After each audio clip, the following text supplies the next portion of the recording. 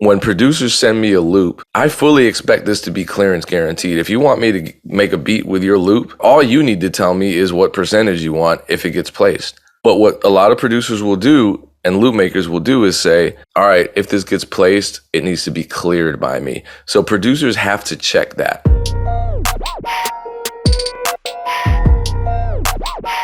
Peace, what's going down, everyone? It is the Music Entrepreneur Club podcast. My name is DJ Payne One.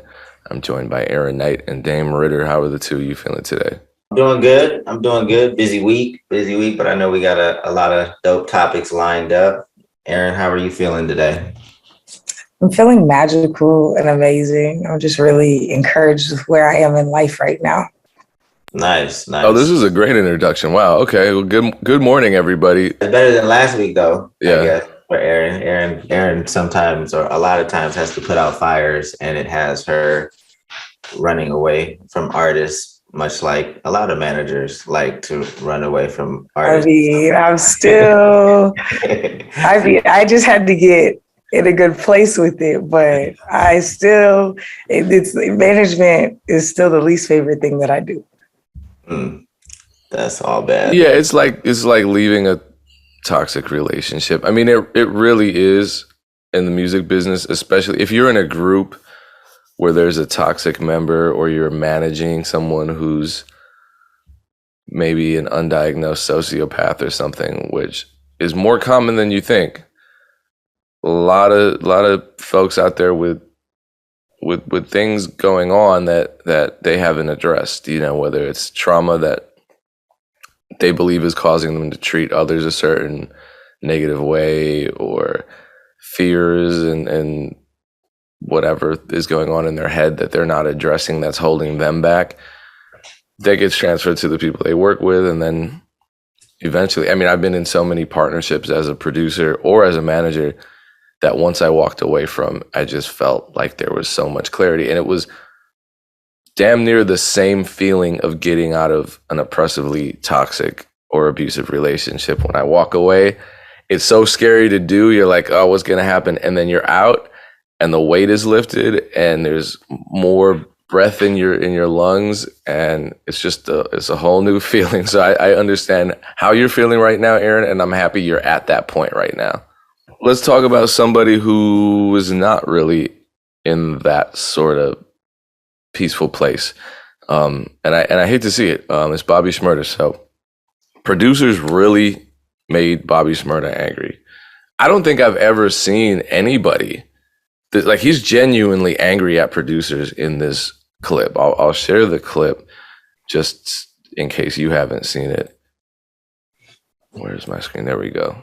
I don't think I watched it. I think I saw this in my feed, but I don't think I watched it. Okay, it's hard to watch. I'm not gonna lie. And these producers is giving me like the hardest time right now. Like, I never seen no shit like this before. Like, I know niggas it can't be that bad outside, my nigga. It can't be that bad outside, my nigga. It can't, bro. I done made over $500,000 for the year. It can't be that bad outside, my nigga. You know what I'm saying? Like, why is niggas ODing right now? Like, I'm supposed to drop my project anyway. Let me get straight to it. I'm trying to drop my project. But these niggas are asking me clearances, and these fucking producers is asking for some crazy shit. I don't know what rumors is going around. They think like, oh, Bobby's just dropping bags, this, that, whatever. I'm not giving niggas no fucking $10,000, $8,000 for no fucking producer song, bitch. Who the fuck told you niggas to fucking make song with 10 motherfuckers on the song, bitch? Nigga, fucking send me some yo, bum ass niggas do send me some shit like that with like 10 niggas on the song, bro. Don't play me, bro. Don't play me, bro. I'm not like y'all niggas gonna bust your gun by yourself, nigga. You know? I'm confused, kind of. Like, what is he? So they're just. When he says, I know what he's talking about. 10 people on a song, is it like producers collaborating? And I think that's what he means, yeah. So it sounds like, and this is something that I brought up before, the whole, collaboration thing. It's an amazing thing. We're in an amazing era in production where collaboration is happening so much. And I think it's more typical than not for there to be 3-4 producers on a beat these days, at least 2. However, the issue that I've brought up a couple times is getting loops sent out to me. And the thing that kills me, and Bobby Shmurda mentioned this by name. He said clearance. He said there's a problem with clearance when you got 10 people on the song. He's referring to producers. Clearance should not be an issue for producers. I understand why he's mad, because I'm having the same thing. I talked about this.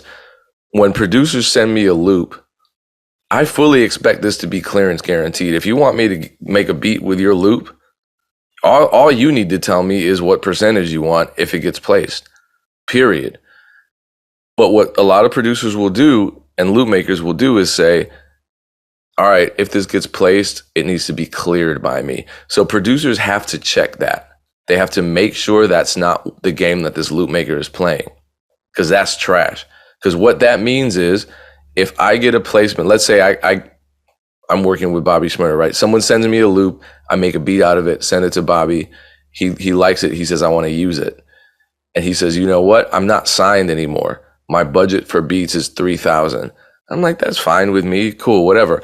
I'll give, we'll just do a 50-50. I get 15, the loop maker gets 15. Well, the loop maker is asking for clearance. The same way a artist that I sampled, a label from the 70s, is asking for clearance. So that means they need approval. So Bobby and his people have to contact this co-producer, who really didn't do shit but send me a loop, for permission to put the song out. And now this producer is in the most powerful position because they sent a loop. And they might say, you know what? I'm not going to take 1,500. I want 8,000. I want 4,000. I want 12,000. I want more points. I want a higher percentage than what Payne One's negotiating for. And they'll hold up the whole damn process. I don't do that shit. If I'm sending you a loop and you get me a placement, the paperwork is there. It's master clearance guaranteed. All you need to do is look out for me on the ownership of the underlying composition, and it's a minority share. I'm not saying there's anything wrong with 50-50. A lot of producers do 50-50. My issue is with clearance. There should be, if you're sending loops out that you made, there should be no clearance issue, because otherwise, what's the point of using your loops? I may as well just go back to sampling and deal with the clearance issues of that. It's such a headache. Clearing a sample is like 5,000 to 10,000 or more. Sometimes the samples are unclearable. So now we have this new era of loop makers. Oh, thank God we have these loop makers. They're going to make the process easier. And they're repeating the same things. So I get it. Also, when you got all these people on the same track, on the same loop, you need to make sure they're on the same damn page, because otherwise this is going to happen. It sounds like a lot of producers are losing placements, and this album's going to get pushed back, and they're losing this opportunity because probably you got 5 producers on the track and they all want way too much, and they aren't on the same page. They can't just say, you know what, let's just take the 5,000. 5,000 is a reasonable number. We each get 1,000. I know it's not what we wanted, but let's build off of this one. And so I would, people are probably thinking, oh, Bobby Shmurda had a huge smash. You go on Spotify, he still has over 3 million monthly listeners. But if you look at his last release, like, he's moving as an independent now. He doesn't have the big machine behind him. His last release, it's a song called Get 'Em Back, right? I think it was released maybe earlier this year, but it has 280,000 streams. Right. It's not getting the push that his other songs are getting. So you have to be realistic. Even that 5,000 number is kind of crazy at this point, right? Because if we know that every million streams produces, anywhere from $3 to $4 grand, you're asking for $5 grand for a beat. He's not even going to recoup that. So even 5,000 is crazy at this point, until he gets another big song, right? But even if that song is your song, you're gonna benefit from it if it blows up, because you still have publishing on the song, and you still, whatever deal you sorted out in terms of producer royalties. So people, I just think, need to have a better understanding, maybe do a little bit more research. Understand that the space that Bobby Shmurda is in today is not the situation that he was in before going to jail, and just do better business. I agree. And then trust me, I'm going to balance this out next week by discussing this narrative that beats are unaffordable, because they're not. But I think in certain situations, like Bobby Shmurda's situation, this is a case of, I don't know. I'm not seeing the offers. I'm not seeing the communication between him and the producers. But based on what he's saying, these are things I've seen in the producer community that are real concerns, either asking for, a lot of producers have these concepts in their heads about advances that they're supposed to be super high. A lot of people, especially ones who don't have any experience in the music business, because I know, huge producers who've won Grammys, and a lot of them are working with independent artists that they just want to work with for very, very low advances, just because that's, people that normally get 20,000 a beat, they're like, yeah, what, 3,000? I just want to be on the project. And I understand what your budget restrictions are. So hopefully this is a conversation that starts happening. Because I think a lot of people's knee-jerk reaction is to say, well, why doesn't he just pay for the beat? Come on, stop complaining, he's rich. I don't honestly know that he is rich. He was in prison for a long time. He was losing money every day he was locked up. So I don't know. We got to change our perceptions a little. I wonder what it takes to fix this though, because it seems like Soulja Boy has the same issue.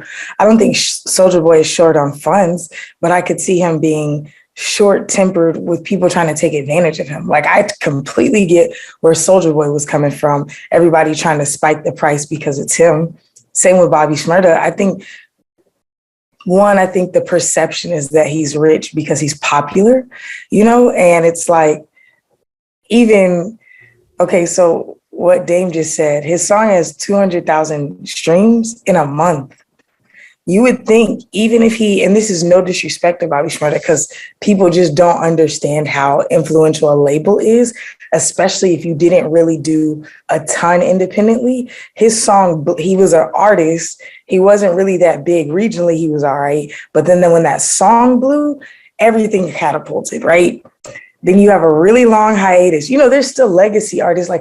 I think about people like Roscoe Dash, who have 1 million monthly listeners off of songs that dropped 15 years ago, right? Still releasing music, but averaging 50,000, 100,000. So they're making a little bit of money, but I think the perception, and even so, Roscoe Dash makes a great living doing the Chitlin circuit in small colleges. So he's still doing his thing. I'm just noting that I think people think because you're a legacy artist, if you're still in popular culture, then that equates to being rich. And I think that producers, especially in this situation, are being very short-sighted. If you can get in with somebody like Bobby Shmurda, and I'm not saying undersell yourself, but if you're my typical rate is $2,000 and there's 8 of us on this track and we all want this. And he says, cool, well, my budget for the record is $800. You have a choice right then and there. What I typically do with my artists, or anytime I'm negotiating, I say, hey, whatever you just said is not acceptable. I can't do 800, but maybe we can do 1,500 and I'll go back to everybody else. If they're willing to come up a little bit, I can come down a lot if it looks like an opportunity to work together. These people are trying to make a point. 1, you're not going to get the money that you're asking for. 2, now you have a severed relationship with somebody who, when you could have used that as an investment, every time you aren't making the money that you want, you have to look at it as an investment. Is this investing in my future?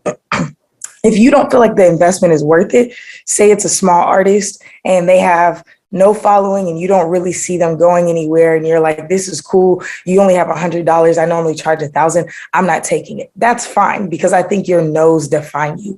However, if there's an opportunity at hand and you feel like it's worth your time and energy and you did want the opportunity, but you're not making the money that you wanted, now you have to, this is back to what we were talking about last week a bit, diminishing returns. Is this something that's going to return to you in a multitude, And so I think, again, this is the Music Entrepreneur Club. Y'all have to think like entrepreneurs. How is this helping in the future? Is this is this $8,000 going to make a difference in my career in 2 years? No, that money is going to be gone in 2 months. You know what I'm saying? If you're smart, maybe 4 months, but bills, life, gas prices. However, Bobby Shmurda may not have all the money, but Bobby Shmurda knows a ton of people. And he has a ton of great relationships. And I do know that because I hear the way that people talk about him. And for him to be out of prison and to come out and not fully drop into obscurity is not just because he had a viral meme or a viral song. There's plenty of people who had a viral song, went to prison and came out, and we're not talking about them at all. You know, so it's a testament to his relationships. Y'all, people have to look at that and decide what they really want. And I think it's short-sighted and it's dumb to be watching people's pockets. I know people with all sorts of plaques who have no money. I know people who you've never heard of who are rolling in dough, you know? So it's like the perception, one, you shouldn't be checking people's pockets, but two, you should just be good at business. What do I want? If what I want doesn't align with what they're offering, then walk away. But if what I really want isn't the money, it's the relationship, and it's the opportunity to keep pitching songs to a potential client or more clients, you really got to look at it that way. And I think that people get greedy. I think that people want to have their big come up story. They want to be like, oh, I got a record with Bobby Shmurda, but they also want the money. It's like, I'm not saying choose, because I think you should be paid what you're worth, but you have to decide what you want. What you want is way more important than what you're getting. Right. So I was looking at some of the comments, and a lot of people were like, you know, because he wears chains, you know, the perception, and that probably, I don't know that many Bobby Shmurda songs. So there might be some glamorizing of, you know, fashion and chains and things like that. How do you guys feel? Is that a fair comment because he has a chain or says his chain is worth X amount to you guys? Is that a fair comment from producers saying? If you're making money outside, then like I've had several artists like this who make money, have jewelry, do things. The music is not making them that type of money. They have outside things that are making them that money. So we have a music budget. So I think I think that's an unfair thing to say, because just because you have money, I have money for certain things, but if the thing that I'm investing in does not keep making me that type of money, I'm putting a specific budget so I can make sure I'm spending my money appropriately. That's one. Two, a lot of people, I don't know about him, rent their jewelry. Okay, like it's on loan from somebody or from a jewelry store, or they're a spokesperson for a jewelry person. Or again, he may have $8,000 for a song, but he's not trying to give it for all of this bullshit that he has to go through. But again, I don't think if you got 200,000 streams on your last song, you're not spending. A wise business person who could afford that type of jewelry is not going to spend $8,000 on a song because they have $100,000 worth of jewelry on their neck. So I think the two things don't even coexist, and I think it's foolish to think they do. And you know, a jewelry that's a personal asset. It's not business related. So yeah, it's different. And he could have had jewelry before he went to prison, came out, traded it in for some more stylish. Do you know what I'm saying? It just, I don't know. I'm not seeing the two. The dollars don't make sense for people to try to make those two match up. It's jokes. Everyone just wants the top comment. Yeah, no, I would agree. I just saw that comment a lot.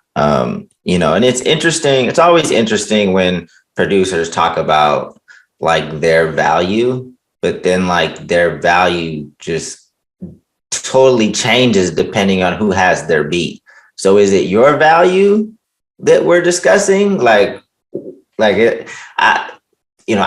Jay-Z is going to play more beat than Joe Schmo up the block, but it's like, you know, I don't know. I'm not saying that it's not your value. It's just a hard conversation to have because producers like to, you know, change their prices depending on who they're dealing with. And sometimes it's fair game, but sometimes they're trying to take advantage of the situation. Okay, well, a lot of times we're contracted though. They send an offer. Obviously Jay-Z's budget is higher than Bobby Shmurda's. It's higher than a person that licenses a beat from me for $40. And that's all fine because I'm not forcing anyone to pay that amount. When it comes to negotiating, that's different. But you can negotiate up and not be unreasonable. And you can compromise and not sell yourself short. For sure. I also know artists who are at the level of even a Jay-Z. I don't know about specifically Jay-Z splits, but if Jay-Z were to offer you $500 for a beat, I don't know anybody turning that down. Right. Do you know what I'm saying? It's like, I don't know. I think that people have to decide, like, what is it that you really want? But I think people try to be con artists and then they try to act like somebody's disrespectful to them. And I'm not saying you're a con artist for charging $8,000 for your beat. I'm saying that, I don't know. I don't want to go into this. Well, I think it's helpful when you said no, producers are overvaluing themselves. Because if all you have are beats, then, the value of the beat is project specific, and we just have to accept that. Because it's like that with everything, every kind of technical service. If you're composing an original piece for the local ballet organization, they might pay you a couple $1,000, but if you're composing it for the Lion King, you might be rich. That's just how that works. There's always this scale.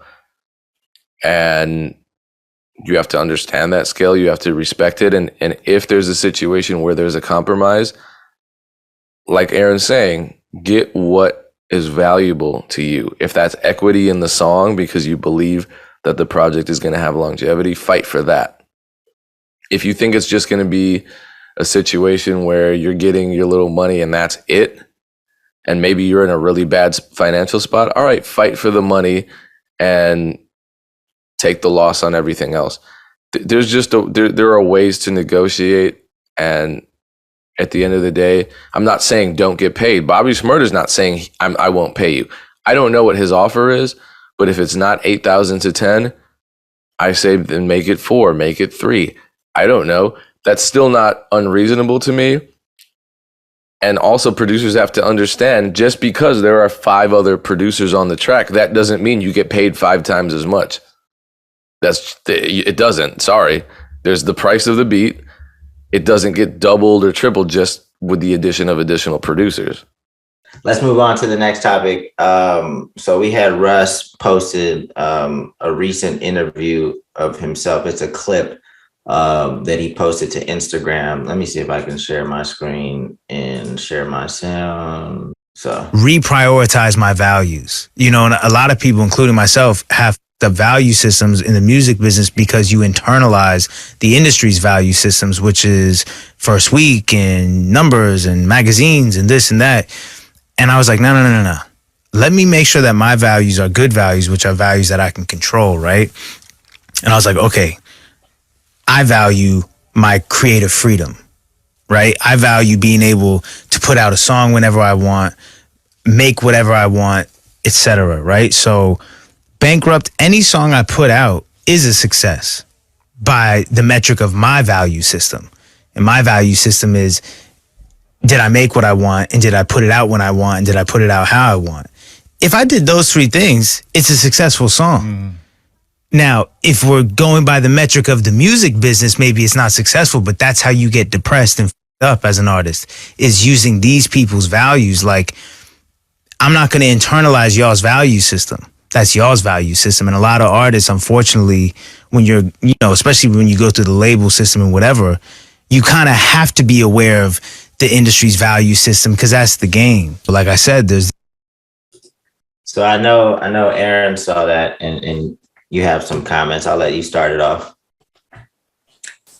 I think this is something that I was talking about early on when I first joined the podcast, was creating your own metrics, especially as independent people, because the industry standards, one, especially if you're in hip hop, weren't set by the hip hop community, right? So that's why we go into these, like, all these issues with content ID, multiple creators, not being able to be paid, all those things. One, the industry is not set up for hip hop and other things, but I say the industry is not set up for us. One, two, and I'm saying us because I'm assuming the majority of the people that listen are in hip hop, but I know there's others.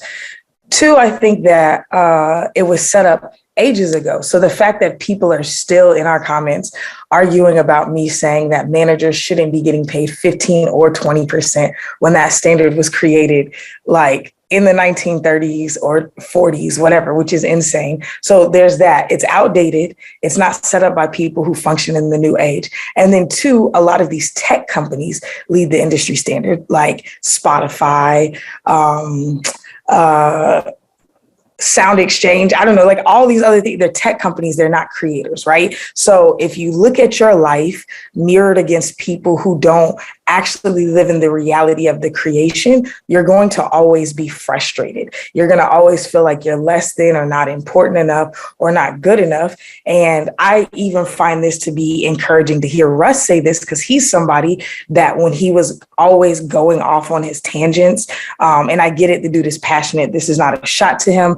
I've booked Russ before when he was super small in Atlanta, but I remember him being so frustrated, like, that the publications wouldn't talk about him, or that he wasn't getting on these, double XLs and all these things. And I used to, for me, be frustrated with him because I could see his fans adored him. He was making a full-time living in the music industry. Most of his shows were overseas. Like, they were flying him to, like, Brussels and what, because he just had this huge fan base. And he was on Twitter and Instagram yelling about Complex not covering him. And I used to be so confused because I'm like, you're trying to get attention from people who don't matter. Your fans should be where you're feeding people. You should be looking at the fact that you've grown a team and you've been able to feed all of your friends off of what you're doing with Diamond, right? So for me, it's encouraging to hear him say this. But for other entrepreneurs, artists, creatives, producers, like he's saying, create your own metrics. I'm not looking at first day streams to compare to somebody else.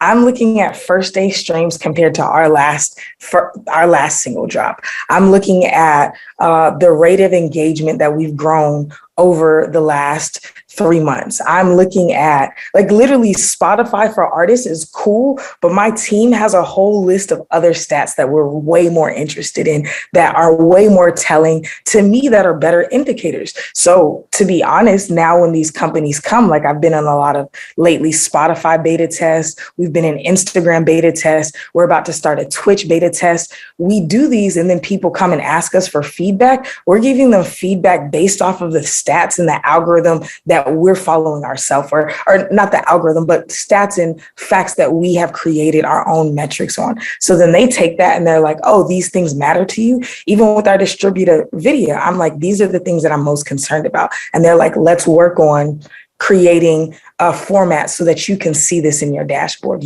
So I think it's way more important to create your own growth points, because you'll always feel like you're not good enough. Even for me as a manager or a business person, if I'm comparing myself to my peers, I probably would feel bad. But as y'all heard at the beginning of this, I'm stoked. I'm doing things people have never done before. I'm creating a reality that doesn't exist. My metrics are way different. So I don't really deal with jealousy or envy because I'm not looking at the same metrics. And I think it's a quick way to assume that you're not prospering. I heard this when I was in school. If you expect a fish to fly, it'll always fail. Right. So it's like, if you're looking at yourself like, man, I can't fly, everybody else is flying. It's like, bitch, you're a fish. You're the most elite swimmer. Like, focus on swimming and kill swimming. Get paid to swim. Like, learn, teach other people to swim. Go your own route, And I think that stats are cool. I think what the industry standard is a good place to know. Like you said, you come into the industry, you need to know that I'm really aware of industry standards. But when you focus on those things, you start to lose sight of what your magic actually is and what you're actually here for. If Payne was comparing himself to Mike Dean, he may consider himself a failure. But considering, I think, in my opinion, and this is a bias for sure, but at least right now, I think Payne is way cooler than Mike Dean. I love what Mike Dean does musically, but Payne is so much more accessible. Payne is creating a future for more Mike Deans to exist. Payne is creating a pathway, so for me, that's so much more encouraging. And no disrespect to Mike Dean, he's one of my favorite producers. But I just think that if we get caught up in the comparison game, we really lose sight of what's important. So create your own metrics. This is really a dope piece from Russ. So I agree, but your metrics are still business minded, right? Like your metrics are still helping an artist make a living in music. What Russ said was, hey, it's successful as long as I have my creative freedom and I can put out whatever I want when I want. If your artist came to you and said, this is how I'm going to judge my success in the music industry, you wouldn't manage them, right? I would, though. Because you could say if that's your metric, that you want to be able to put out the music however you want, whenever you want, I would say, okay, that means that you have to make a certain amount of money, which is, I think that's the implicit, because he got there first. I think that's implied. No, but I don't think it is for him. I mean, I think it's very easy for him to say at this point, right? Because he's very successful, and every time he drops a song, he has a huge fan base that's going to flock and give him at least 1 million streams on the first day, right? So it's very easy for him to now sit in this position and say, okay, now my value system is I want to create whatever I want, drop it when I want, however I want, right? But what you literally just talked about 5 minutes ago, you have different metrics. They aren't the industry standard, but it's still about building a business, right?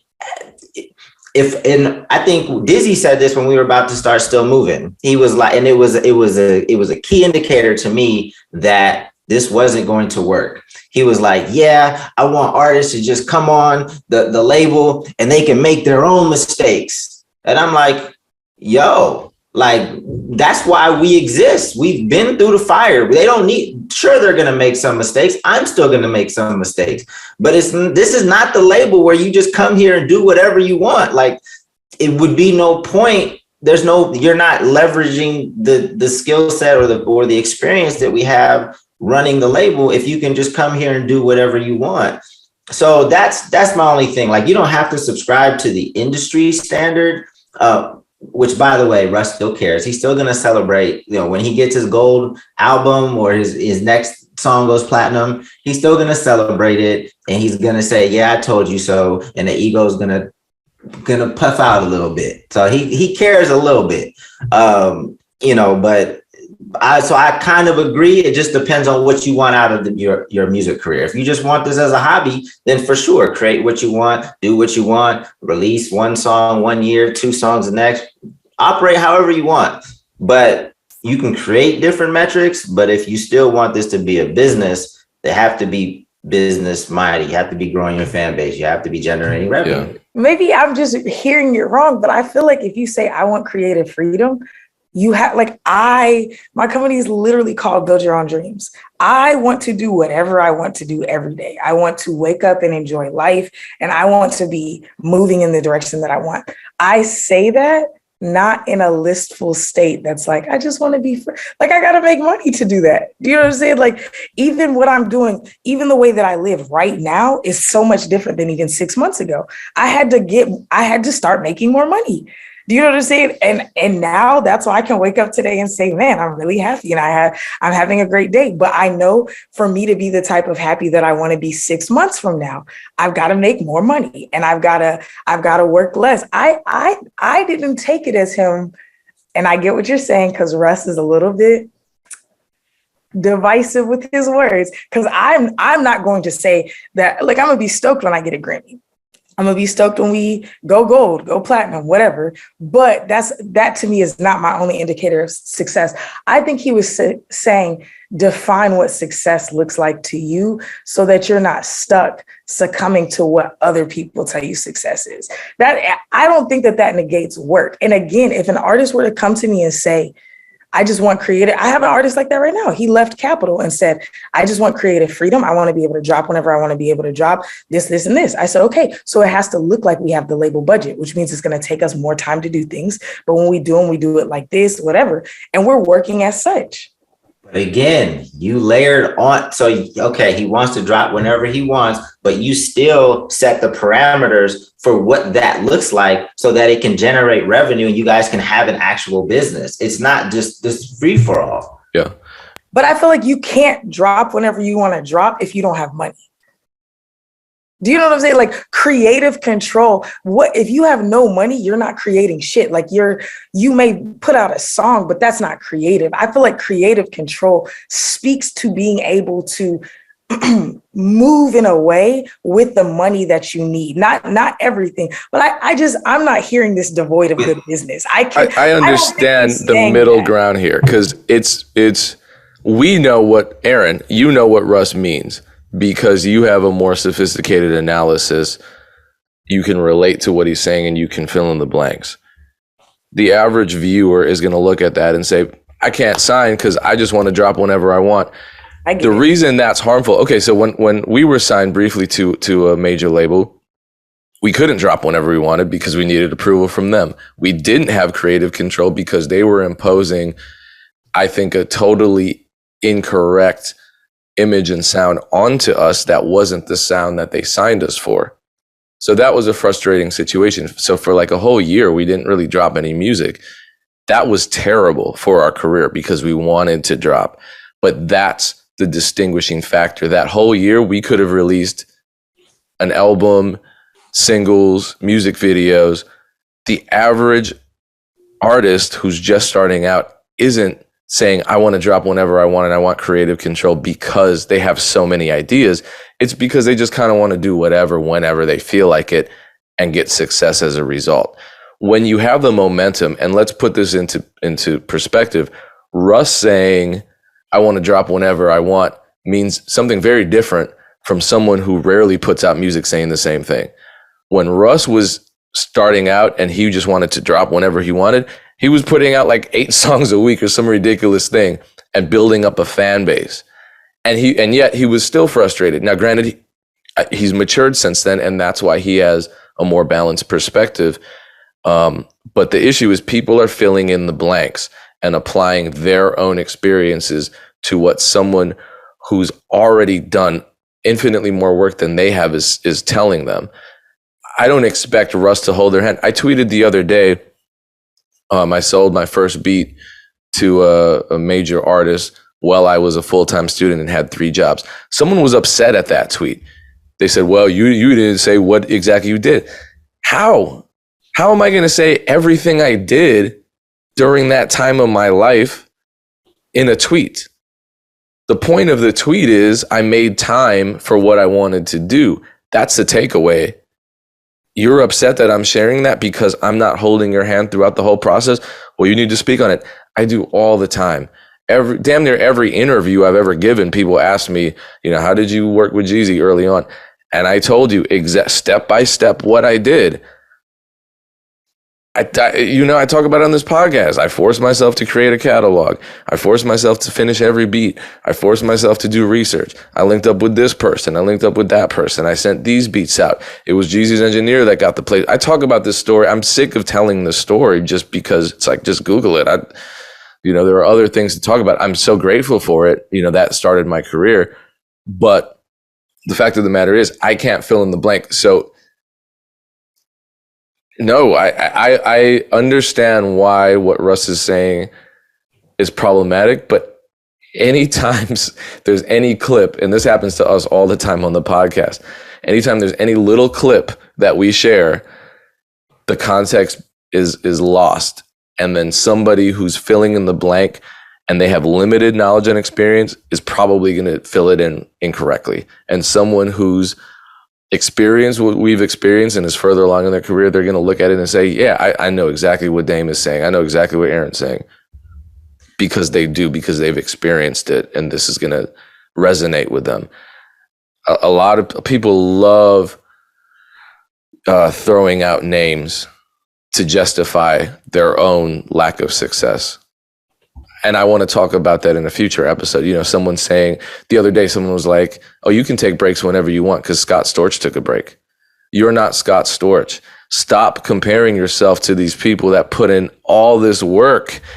That is the worst example too. Also, because he had a drug problem and he went damn near bankrupt, and it was just a really unfortunate situation that I would never ever want to go through. And I'm glad he got out of it, and you know, he's back. But what a horrible comparison. But this is what I mean. Like, people will look at Russ and be like, well, I put out one song this year. I'm a success. And I think that's what Dame is speaking to. Because obviously, you don't want to manage somebody like that. But if Russ had had that attitude, he wouldn't be in the position he's in now to share this perspective. So people are the problem, honestly. I mean, it's not really about filling it in wrong. It's about what you said. It's having, like, understanding that people are in different positions, right? You're not Russ. You're not Scott Storch. You have your own set of circumstances that you have to work through, and you have to understand the business enough to know how to work to get to where you want to be, right? Where was I going with this? But yeah, if Erinn, you know that damn well, if an artist hears that they can do what they want, and then the conversation's left at that, you are going to have a hell of a time for the duration in which you're working with that person. I honestly didn't even process it that way though. You know, like, I hear once pain start, like, I got it. I get it now. I was like, no, like, you gotta do the business so that you could do what you do what you have to, so you can do what you want to. But yeah, I mean, but if you're listening to this as a hobbyist, then I agree with you always to just do whatever you want, do it till you're blue in the face. But again, this is the Music Entrepreneur Club, but shout out to Russ, because I think it's dope that he's still talking to artists, like, regularly. You don't typically get an artist at that level that is constantly addressing artists, even though I think he's drifted away from the independent artists that watch this. Like, he's drifted away a little bit, or a lot of it, from their reality. It's still dope that he talks to the independent artist community on a fairly regular basis. Well, and he's signing artists that we have had regular dialogues with. So there's that too. So he kind of has to speak on it. I think my biggest concern with just how artists move in general, it goes back to what Erinn was saying, I think, about Russ being frustrated at the lack of legitimacy or what word am I?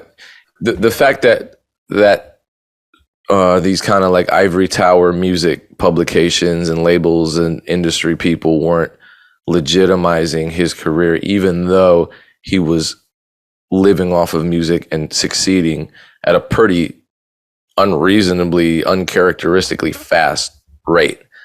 So simultaneously he's winning, but then also looking at the industry metrics and saying, I'm not winning the way I should be winning. And I think that's what Russ is atypical, in the sense that he was upset and frustrated and complaining and seeking, at least in his immature state, validation from Complex and from Universal Music Group, while simultaneously doing everything in his power to build a fan base and therefore a career. Because fans, when we look at every single artist in the history of music that found success, what's the one thing they all had in common? Fans. It's the most mind-numbingly simple answer. However, virtually every time I talk to artists who are frustrated about their lack of success, they will point out their lack of success derives from the industry not messing with them not having access to the best studios, them not getting covered, them not playing big shows. Basically, all these external factors. It never has anything to do with, it very rarely has anything to do with what they're doing, and it almost never has anything to do with fans. If you lack success in the music business, it's because you don't have fans, period. if you had fans, you would find a way to turn that into success.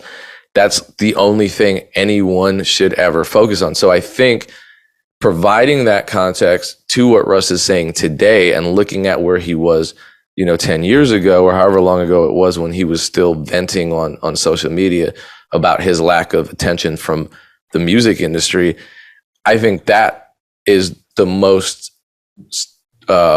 sophisticated analysis we can do to get some value from it, because it just reminds us exactly what we need to do.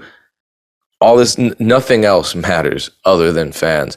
And it's endlessly frustrating to field the same question from artists or producers reaching out. You don't need more money. You don't need a higher music video budget. You don't need a deal. You don't need radio play. You need fans. The artists that came up, such as Russ, didn't have any of those things. They were putting music out and they were building a fan base. Now, granted, if you have high production value in your music videos, that could help. But I know plenty of artists who have amazing music videos, and the music just either doesn't resonate with fans, or they're not focusing on fans, and therefore they're not succeeding. And those videos are just flopping. For all intents and purposes, no one's watching them. Fans. That's all I can say. And hopefully some people are seeing beyond what Russ is saying on the surface and really looking at his overall career and catching that point. I know a lot of artists that have all those things, and it really messed them up, right? Because they felt like they then needed those things and they couldn't do anything without this. So their creativity really suffered as a result. But the last thing that I would say, just on the side of like labels and managers, because one thing that was initially frustrating to me is like, we would put together a plan, and I know that if we do these 10 things, we're going to knock it out the park. If we do these 10 things, we're really going to maximize this potential opportunity. And then the artist will come to the table and like commit to 7. So I'm already like, damn, I really want to do 10, but okay, he or she's committing to 7. So, okay, cool. If we do 7, we're still going to knock it out the park. But I know that they're really going to do 5, right? So I kind of set my expectations for 5. But then if we only do 2, that's when I'm like, yo. So that's when you need, I want to allow some space for the artist to be an artist and to not, I don't expect them to do everything perfect. Again, I want to do 10, they say 7, but then I know it's going to be 5, but then it's actually 3. And then it's like, oh man, we really messed up, so it's tough you have to really like understand, like balance your expectations as a manager or a label. Once you start to learn that artist a little more, like what's realistic given, if you're putting out an album or going on tour. But for my situation, it was always like start at 10 and then damn, we only did 3. Like shit. Lots of videos that never came out, just a bunch of ridiculous stuff. So you can't just let artists do what they want to do. That's the moral of the story. Is you can't just let artists do what they want to do if you're trying to run a business. But you want to allow some space for them to operate, so it doesn't seem like they're in the military or something like that. Well, I think the takeaway, I don't know. If an artist isn't already doing everything they can do, maybe just don't manage them until they figure that out. Truly. Yeah. I mean, I look at it like relationships. If you're dating someone, you're like, wow, red flags. You have trauma. Are you going to therapy? Nah. Okay. What are your goals? Well, I want to become a world-class Olympic swimmer. Oh, do you swim often? No. Red flag. So if you're not doing what you need to do to make yourself happy and make yourself a whole person, I shouldn't be dating you. And if you're an artist that isn't doing everything in your power to make yourself a whole artist, I shouldn't be managing you. That's just kind of what it is. Indeed. Anyway, on that note, I know you got to go to Rolling Loud or wherever you're going, Dame. I want to fantasize that the two of you have these amazing social lives where Erinn actually does. I don't. So whenever you have to leave the podcast, you know, at a hard stop, then you're just going out and like hanging out with Clive Davis or something. But appreciate you tuning in. We'll be back with more MEC podcasts every single week. And every Tuesday at 1 p.m. Eastern Standard Time, my show Looped In is on BeatStars Live, www.beatstars.live. And you can submit loops, up to 3 loops every week for free. And you may end up on the show having your loops used in beats created by celebrity guest producers. It's really fun. I hope you can tune in. And if you want to be alerted every time I'm live, because a lot of people forget, you can text MEC to the following number. You can text MEC to 844-206-7800. We'll keep you posted on all our latest updates. In Pain, I'm not going to Rolling Loud, but I'm about to meet with our new HR director, which is almost as fun, I guess. That's well, yeah, I think so, but that's just me. I'm antisocial. So appreciate you tuning in. Once again, it's the MEC podcast. Peace. Peace.